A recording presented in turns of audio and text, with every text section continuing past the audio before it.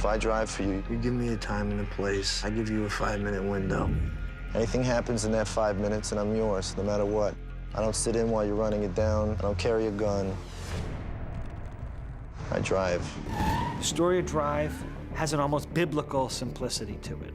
You have a getaway driver with a code. That getaway driver with a code meets a girl, and he breaks the code in order to save her. Everything goes wrong, and he kills everybody. In a lot of ways, it's the oldest story in the book. A man falls in love, and then the trouble starts.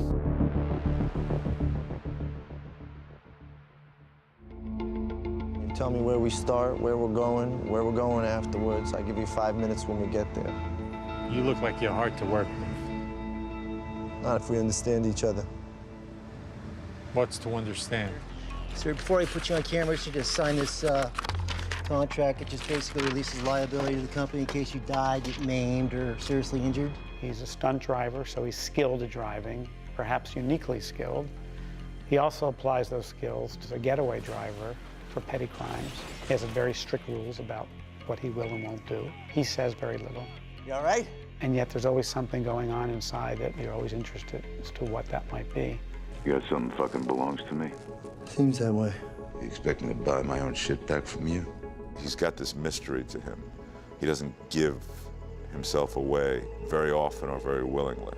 It makes him amazingly interesting to watch. I'm gonna give you a time and a place, and you're gonna come and get it. Do you understand?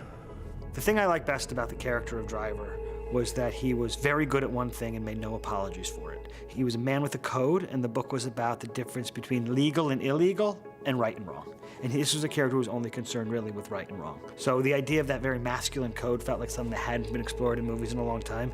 I remembered it from movies like The Good, the Bad, and the Ugly, Bullet, some of the classics of cinema, and it felt like something we had kind of left behind. You should hand buddy, right? We met last year. And it makes for a perfect choice for this character who's more mysterious and says less than he says more. I mean, he's the quintessential rugged American, the loner, the drifter, doesn't really care if he has any friends. How about this? Shut your mouth, or I'll kick your teeth down your throat and I'll shut it for you. I think Nicholas has a very specific voice and a specific cinematic language that he can apply to different tones and different genres. He, interestingly enough, is an individual who doesn't drive a car, which, by the way, neither does Hassamini.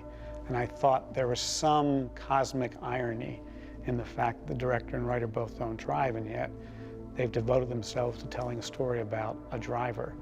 Nicholas has an ability, first of all, to explore worlds through the eyes of characters. He also has a wonderful way of creating tension within scenes, and the world of Drive is just infused with tension from moment to moment.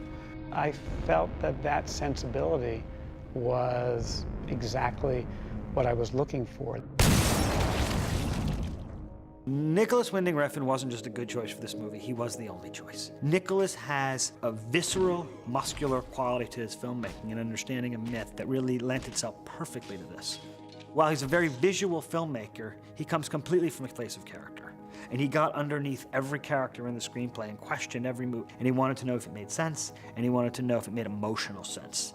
And part of the process that Nicholas Refn does is he has each actor come to his house, and they just talk about the characters. We had a rehearsal period that went on for a number of days before the movie started. And a lot of what Nicholas likes to do is to sort of take apart the script and find out what works and what doesn't.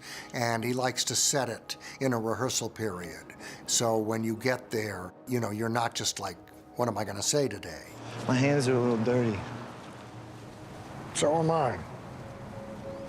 It's pretty amazing. It's completely unique. I've never had an experience like this. You know, for instance, so the night before, I'll say, oh, I'm not sure about this scene. And so he's like, you know, well, figure it out, change it, you know, come in with some ideas. So I come in with some ideas, and it's like, great, let's shoot it. So he'll shoot the master, and it'll be terrible, of course. And then he'll say to the crew, all right, take 5, guys. And he'll literally sit there for an hour with whoever's in the scene. And we'll talk for literally an hour to 2 hours while the crew takes 5. Toast to the future. So you never walk away at the end of the day feeling like you haven't really played the scene properly. And he's really, really actor-centric. He's so good at giving notes and so good at sort of calming you down and getting rid of your kind of actor tics. And like, he's a sort of very kind of calming influence and also, you know, makes you really honest.